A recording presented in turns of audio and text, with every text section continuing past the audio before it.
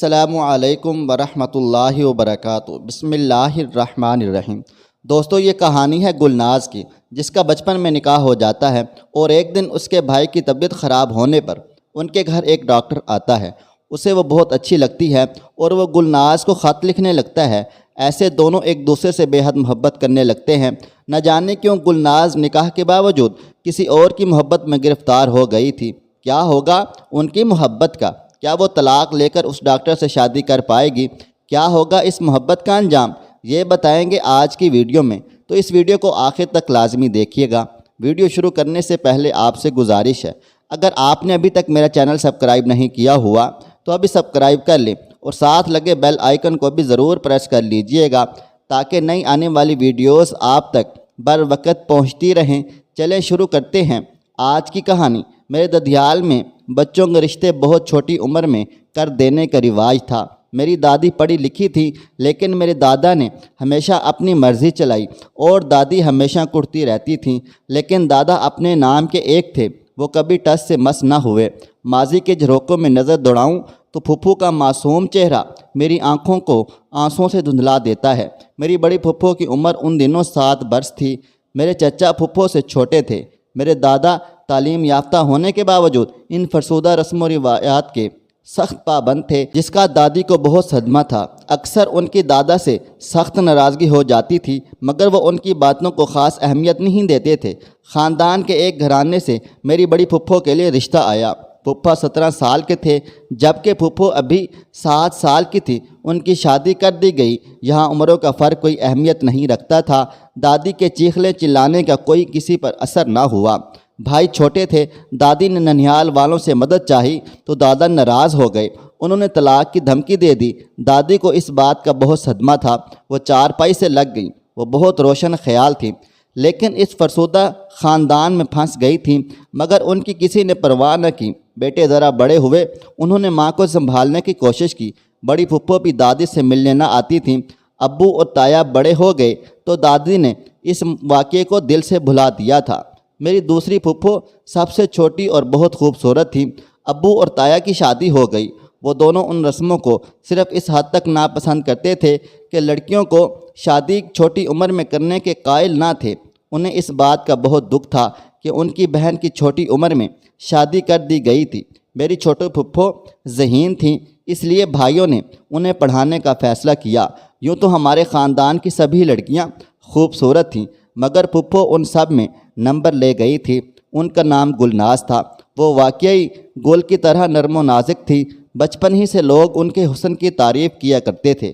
قدرت نے انہیں بہت اچھی عادات سے نوازا تھا۔ ایسا مکمل حسن کم ہی دیکھنے کو ملتا ہے۔ وہ گھر بھر کی لاڈلی تھیں۔ بھائی ان کی ہر خواہش کا احترام کرتے تھے۔ تائی بہت اچھی تھی۔ انہوں نے گل پھپھو کو بڑے پیار سے اپنے پاس رکھا۔ جب خاندان میں لڑکیوں کو پڑھانا برا خیال کیا جاتا تھا، اس وقت انہوں نے گل کو تعلیم دلوائی۔ 5ویں میں گل نے پورے اسکول میں پہلی پوزیشن حاصل کی تھی۔ اس کے بعد بھائیوں نے انہیں پردے میں بٹھا دیا تھا۔ جب میں پیدا ہوئی تو گل پھپھو نے ان دنوں گھر میں ہوتی تھیں۔ انہوں نے میرا نام نمرہ رکھ دیا۔ وہ مجھے بہت پیار کرتی تھیں، ہر وقت اٹھائے رکھتی تھیں۔ انہوں نے بالکل ماؤں کی طرح میری پرورش کی۔ کیونکہ میری پیدائش کے بعد امی جان بیمار ہو گئی تھی، پھپھو نے مجھے اپنے پاس رکھ لیا۔ ساتھ سلاتی، اپنے ہاتھ سے کھلاتی پلاتی تھیں۔ میں بھی ان کے سوا کسی اور کے پاس نہ جاتی تھی۔ میری پھپھو نیک سیرت تھیں۔ وہ بچپن ہی سے عبادت گزار تھیں۔ انہیں کی بدولت ہمارے گھر میں رونق تھی، گویا برکتوں کا نزول تھا۔ دشمن بھی ان کی شرافت کی مثالیں دیا کرتے تھے۔ ان کی عمر 16 سال ہونے کے باوجود ابھی تک شادی نہیں ہوئی تھی، کیونکہ ابو اور تایا نہیں چاہتے تھے۔ اگر چھوٹی پھپھو کا نکاح اپنے کزن کے ساتھ بچپن میں کر دیا گیا تھا۔ یوسف، جنہیں میں چچا کہتی تھی، وہ شہر میں تعلیم حاصل کر رہے تھے۔ چچا یوسف خان بظاہر تعلیم یافتہ اور ایک سلجھے ہوئے انسان تسلیم کیے جاتے تھے، لیکن دادا جان کی طرح وہ بھی عورت کے دشمن تھے۔ ایک رات سب لوگ کہیں شادی میں گئے ہوئے تھے۔ شادی قریبی عزیزوں کی تھی۔ ابو خرابی طبیعت کی وجہ سے نہ جا سکے۔ پھپھو ابو سے بہت محبت کرتی تھی، انہوں نے بھی جانے سے انکار کر دیا۔ پھپھو کی وجہ سے میں بھی نہ گئی۔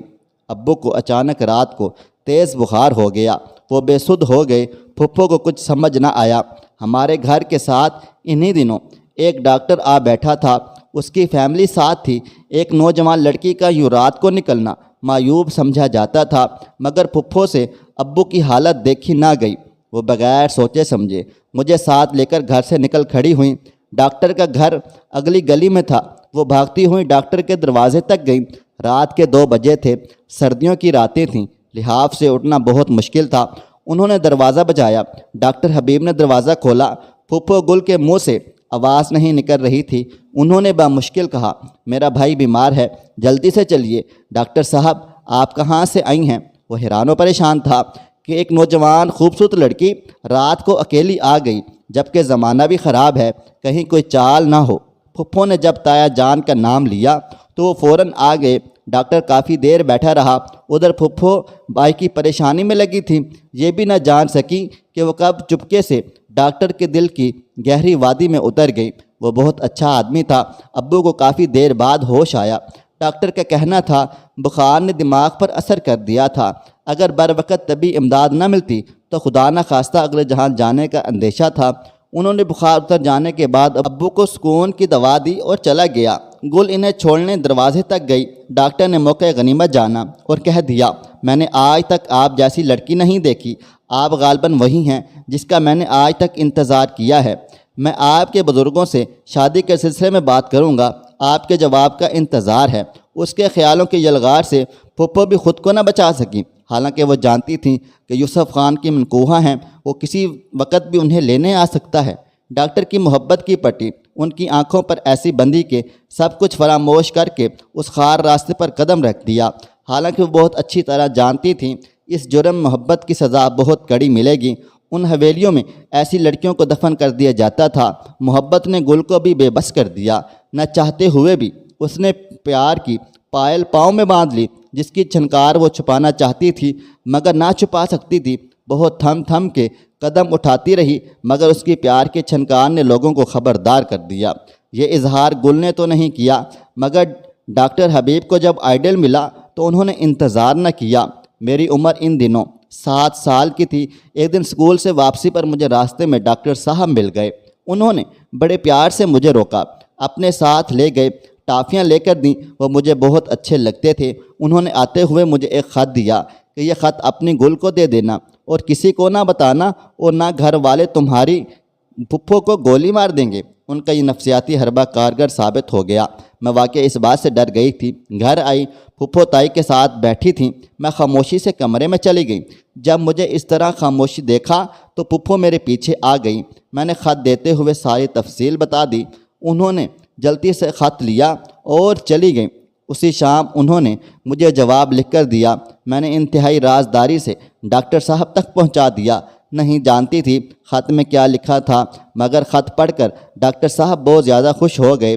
میں خوشی خوشی گھر آ گئی۔ پتہ نہیں پھپھو نے کیا لکھا تھا کہ اگلے دن حبیب کی والدہ اور بہن رشتہ مانگنے آ گئے۔ ان کے والد صاحب کو بھی ملے۔ گھر میں ایک کوہرام مچ گیا۔ تایا جان بار بار یہ کہتے تھے، آج تک کسی کو یہ جرت نہ ہوئی کہ ہمارے گھر رشتہ بھیجیں۔ سارا زمانہ جانتا ہے کہ ہم لڑکیاں اپنے خاندان میں بیاہتے ہیں۔ ڈاکٹر حبیب کا تعلق ایک پڑھی لکھی فیملی سے تھا۔ لڑکے لڑکی کی پسند کو وہ لوگ معیوب نہیں سمجھتے تھے، اس لیے انہوں نے تایا جان سے بھی یہی بات کہہ ڈالی کہ لڑکا لڑکی ایک دوسرے کو پسند کرتے ہیں تو رشتہ کرنے میں کیا برائی ہے، اور یہی کہنا قیامت ہو گیا۔ یہ تو سب کو معلوم ہی تھا۔ گل کی ڈاکٹر سے ایک اتفاقیہ ملاقات ہو چکی ہے۔ افسانہ گھرانے کے لیے سماج کو بنیاد مل گئی، جس پر انہوں نے ان دونوں کے بیچ ایک بہت بڑی دیوار کھڑی کر دی۔ تایا اور ابو بندوق لے کر اسے مارنے کے لیے دوڑے۔ یہ تو عورتوں نے بیچ بچاؤ کروایا، ورنہ پتہ نہیں اس دن کیا ہو جاتا۔ پھپھو کا خیال تھا کہ وہ حسب دستور اپنی ضد منوانے میں کامیاب ہو جائیں گی۔ ان کو اپنے بھائیوں کے لاڈ پیار کا بڑا مان تھا، مگر ان کے سارے مان ٹوٹ گئے۔ ابو جن کی زندگی بچانے کی خاطر رات کو گھر سے نکل کھڑی ہوئی تھی، انہوں نے ہاتھ اٹھا دیا۔ میں نے یہ منظر دیکھا تو زور زور سے رونے لگ گئی۔ میں رو رہی تھی اور کہہ رہی تھی کہ میں نے تو آپ کو کچھ نہیں بتایا، پھر آپ کیوں مار رہے ہیں پھپھو کو؟ ابو کا ماتھا ٹھنک گیا۔ وہ کوئی اور بات بھی ہوئی ہے؟ انہوں نے مجھ سے پوچھنے کی بہت زیادہ کوشش کر دی، میں نے سب کچھ بتا دیا۔ میرا خیال تھا اس طرح وہ پھپھو کو نہیں ماریں گے، میرا خیال غلط نکلا۔ میرے اس انکشاف نے گھر میں کشیدگی پھیلا دی۔ یہ سب میری پاکیزہ اور نیک سیرت پھپھو سے نفرت کرنے لگے۔ حبیب کا تعلق ایک بہت بڑی فیملی سے تھا۔ وہ شہر کے بہت مشہور ڈاکٹر تھے، اس لیے ابو اور تایا کے عتاب سے بچ گئے، ورنہ وہ انہیں یقیناً قتل کر دیتے۔ میں نے اپنے باپ کو غصے میں پہلی بار دیکھا تھا۔ ان کی آنکھیں لال انگارہ ہو رہی تھیں۔ ادھر پھپھو نے اپنی ضد سے بہلنے سے انکار کر دیا تھا۔ ان پر ہر طرح سے دباؤ ڈالا گیا، مگر وہ اپنے عزم سے نہ ہٹیں۔ انہوں نے اپنی بات سے انکار کر دیا، خودکشی کی کوشش بھی کی، لیکن کامیاب نہ ہو سکی۔ جب ڈاکٹر حبیب کو علم ہوا تو انہوں نے کہا، میں آپ لوگوں پر مقدمہ کر دوں گا، آپ نے اسے زہر دینے کی کوشش کی ہے۔ ان کے یہ دھمکی کارگر ثابت ہو گئی۔ چچا ان کے بارے میں غور کرنے پر مجبور ہو گئے۔ جب اس بات کا علم یوسف خان کو ہوا تو وہ کسی بپھرے ہوئے شیر کی طرح ہم پر چڑھ دوڑا۔ حالانکہ تایا نے اسے اپنی تائید کے لیے انہیں شہر سے بلوایا تھا، مگر وہ تو انہی کا دشمن ہو گیا۔ کہا کہ آپ لوگ لڑکی کی حفاظت ٹھیک طرح سے نہیں کر سکے۔ آخر اس شخص کو گھر میں داخلے کی اجازت کیوں اور کیسے مل گئی؟ ابو اور خاندان کے کچھ بزرگوں کے سمجھانے پر اس نے پھپھو کو طلاق دے دی، کیونکہ ابو نے اسے میرا رشتہ دینا منظور کر لیا تھا۔ یہ بات صیغہ راز میں تھی۔ مجھے اور پھپھو کو بھی اس بات کا پتہ نہ چلا کہ کیا ہوا ہے، یوسف خان کس طرح راضی ہوا ہے۔ وہ دل سے راضی نہیں ہوا تھا، بلکہ اس نے بزرگوں کے سامنے ہتھیار ڈال دیے تھے۔ اس کے دل میں انتقام کی آگ جولا مکھی بن کر دہک رہی تھی۔ یوسف خان سے طلاق کے بعد پھپھو کی شادی اس شرط پر ڈاکٹر حبیب سے کر دی گئی تھی کہ اس گھر سے اس کا کوئی تعلق نہ ہوگا، وہ بھائیوں کو کبھی اپنی شکل نہیں دکھائے گی۔ پھپھو نے سب کچھ منظور کر لیا، لیکن ڈاکٹر کا ساتھ چھوڑنے پر رضامند نہ ہوئی۔ اس طرح انہوں نے پورے خاندان کی قربانی دے کر اپنی محبت کو پا لیا تھا۔ بظاہر بات ختم ہو گئی، مگر یوسف کے دل سے ابھی تک بات نہیں نکلی تھی۔ وہ انتقام کی آگ میں جل رہا تھا۔ شادی کے کچھ عرصے بعد ابو اور تایا 2 دن کے لیے شہر سے باہر چلے گئے۔ گھر میں صرف عورتیں تھیں۔ پھپھو ہمارے گھر آئیں۔ وہ اپنے گھر میں بہت زیادہ خوش تھی، مگر انہیں میری بہت یاد ستاتی تھی۔ وہ امی کو بڑی مشکل سے راضی کر کے مجھے اپنے گھر لے گئی تھیں۔ اس دن وہ گھر میں اکیلی تھیں۔ انہوں نے کہا کل تک وہ مجھے واپس چھوڑ جائیں گی۔ انہوں نے مجھے بہت زیادہ پیار کیا۔ یہ میری پھپھو کی زندگی کی آخری رات تھی۔ رات کو 10 بجے کے قریب یوسف دیوار پھلانگ کر اندر آ گیا اور ان پر چاقوؤں کے پے در پہ وار کر کے چلا گیا۔ میں پھپھو کو دیکھ کر روتی رہی۔ خون سے مجھے وحشت ہونے لگی۔ مجھے باہر نکلنے کو کوئی راستہ نہ مل رہا تھا۔ بند کمرے میں روشن دان سے باہر نکلنا میرے لیے ممکن نہ تھا۔